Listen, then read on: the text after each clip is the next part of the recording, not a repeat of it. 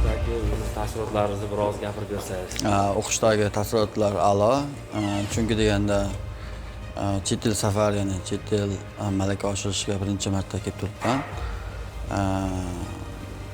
Oddiy gap bilan tushuntirib bera olmayman. Lekin bu yerning tibbiyoti bilan o'zimizning tibbiyot o'rtasida ancha farq mavjud ekan. Bu yerning tibbiyoti meni ko'proq qiziqtirdi. Masalan, nimalarni qiziqtirdi? Misol uchun bu Xitoy tibbiyoti, ya'ni Xitoy xalq tibbiyoti o'zining eski, ya'ni an'anaviy tibbiyoti bilan qiziqtirdi. Ya'ni massaj, ko'proq bemorlarga massaj, ya'ni manual terapiya, shu yo'nalish bo'yicha bemorlarni davolashi va har bir vrach o'zi bemorlar bilan yondashishi meni qiziqtirdi. Shu o'zimizda ham mana shu yo'nalishda, ya'ni mana shu tibbiy yo'nalishni olib kelmoqchiman. Assalomu alaykum, Izzat. Va alaykum assalom, yaxshimisiz? Mana bugun Xitoydagi malaka oshirishlarimiz ham tugadi. Bir o'zingizni hissiyotlaringiz haqida, o'zingizni bir taassurotlaringiz haqida biroz gapirsangiz. O'zimning hissiyotlarim yoki taassurotlarim haqida gapiradigan bo'lsak, men o'zi 2023-yilda Xitoyga kelgandim va bu yil kelishimdan maqsad Xitoyda o'sha 2 yil ichida qanaqa o'zgarishlar bo'ldi, tibbiyotida yoki ko'chalarida yangi rivojlanishlar yoki yangi metodikalarni o'rganish asosiy maqsadim edi. Va keldim, ko'rdim. Xitoy an'anaviy tibbiyoti asosan deyarli bir xil va shu narsani o'rgatishar ekan, lekin hozirgi kunda zamon talabi zamonaviy tibbiyot bilan xalq tabibat usullarini integratsiya qilish. Va meni ham maqsadim xuddi shu yo'nalishda edi. O'ylaymanki, o'zim uchun kerakli bo'lgan narsalarni oldim. Umuman olganda yomon emas. Rahmat. Kamoliddin, yaxshimisiz? Bugun mana Xitoy safarimizning oxirgi kuni.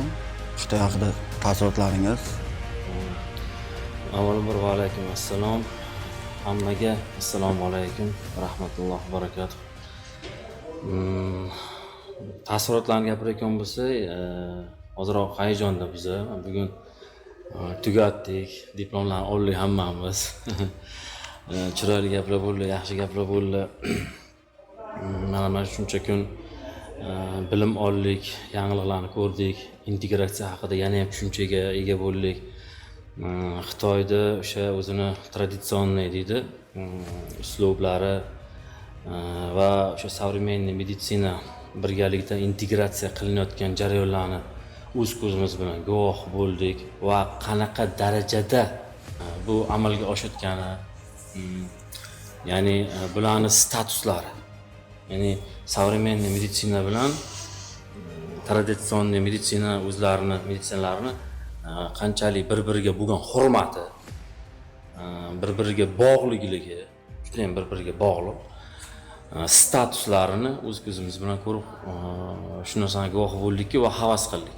Gapni ochig'ini aytsam, bu juda ham o'sha to'g'ri yo'nalish, to'g'ri tanlov bo'lgan va aynan shu narsa, shu uslub Xitoyda yaxshi yo'lga qo'yilganligi uchun, men o'zim shaxsiy fikrimni aytyapman, yo'lga qo'yilganligi uchun o'sha muhtaram prezidentimiz Shavkat Miromonovich shu uchun ham bizani xalq tabobatimizda современный meditsina bilan integratsiya qilishlik uchun qarorlar qabul qilganlar. Baraka topsinlar. Mana hozir o'sha 2018-yil shu qarorlar chiqarilgan bo'lsa, hozirgi kunga kelib mana shu qarorlarni ijrosi ta'minlanayotganligini guvoh bo'lib turibman. Bu ijrolarni ta'minlanishiga albatta Xalq tabobati ilmiy amaliy markazi rahbari Jamshid Abdullayevning xizmatlari juda katta. Baraka topsinlar. Shunaqa narsalarni, shu sharoitlarni qilib berganliklari uchun minnatdorchilik bildiramiz o'zimiz nomimizdan. Bu mana shu integratsiyani bu, ya'ni boshlanishi bu. Ya'ni Xudo xohlasa, mana shu kelajak avlod, mana sizlar, bizdagi endi biza yoshimiz yetdi. Mana sizlar Xudo xohlasa kelajak mana ordinaturasizlar bilan tugatdinglar, oliy ma'lumotli shifokor tabibsizlar. Ordinaturada mana o'qiyapsiz, mana birgalikda o'qiyapmiz, malaka oshirilyapti. Umid qilamizki, mana shu integratsiya O'zbekistonda ham, ya'ni современный meditsina bilan xalq tabobati ham shunday tengma-teng bir xil statusga ega bo'lib, birgalikda bir-birini hurmat qilgan holatda ishlashini umid qilamiz. Chunki bu narsa agar birga bo'lsa, haqiqatdan ham birinchi o'rinda insonni salomatligini saqlab qolishlik maksimal darajada bo'ladi. Shu bilan birga bu bizani O'zbekiston uchun, umuman O'zbekiston uchun dunyo miqyosida tibbiyotda ham, tabobatda ham reyting ancha ko'tariladi.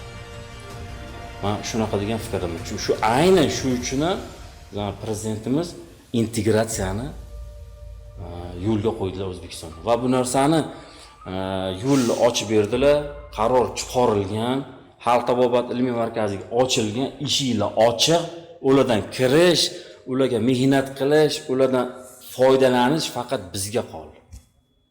Mana shu uchun barcha kelajak tabiblarimiz yoki o'sha oldingi tabiblarimizga ham men murojaatim shuki, hozirgi bu o'sha qarorlardan, imkoniyatlardan, sharoitlardan foydalanishimiz kerak. Mana o'shanda biz kuchli bo'lamiz. Foydalanib faqat o'zim bo'lay emas. Biz qachonki kuchli bo'lamiz, siz, men, bular xalq tabobati va современный meditsina, shifokorlar bir-birimizni hurmat qilib, bir-birimizga kamchiligimizni to'ldirib, integratsiya shu uchun-da, kamchiligimizni to'ldirib, konsiliumlar o'tkazib, bir-birimizga hurmat обязательно. Mana shu narsalarni ko'rdim-da bu yerda. Bo'lsagina o'shanda O'zbekistonda katta rivojlanish bo'ladi. Tabobatda ham, xalq tabobatda. Va shu bilan birga yana bitta narsani ishonch bilan aytamanki, biza buyuk olimlarni avlodlarimiz. Masalan, Imom al-Buxoriy, Abu Rayhon Beruniy, Ibn Sino bobolarimiz, bular bekordan bekor bunaqa buyuk bo'lmagan. Avvalambor o'sha kuchli bo'lishlarining sababi bularni bizani yurtimizga Allohning nazari tushgan. Bizani yurtimizga Allohning nazari tushgan yurt. Nimaga men buni ishonch bilan aytaman? Agar Alloh nazari tushmaganda bunaqa olimlar yetishib chiqmagan. Qachonki Allohning nazari tushadiki shu misollarga, keyin o'sha inson, o'sha olim shu darajagacha boradi. Bu olimlarni, bizani olimlarimizni, bizani ajdodlarimizni, o'sha bobolarimizni nafaqat O'zbekiston, nafaqat O'rta Osiyo, butun dunyo tan oldi. Va men ishonamanki, o'sha Allohning rahmati yog'gan, Allohning rahmati, Allohning nazari tushgan yurtdan yana kelajakda yangi Ibn Sinolar chiqadi. Buning uchun o'sha men aytganimni nima kerak? Integratsiya, birlashish, bir-birini hurmat qilish, qattiq mehnat, tinimsiz mehnat, izlanish, o'qish va sizga ochilgan eshiklardan kirib borish.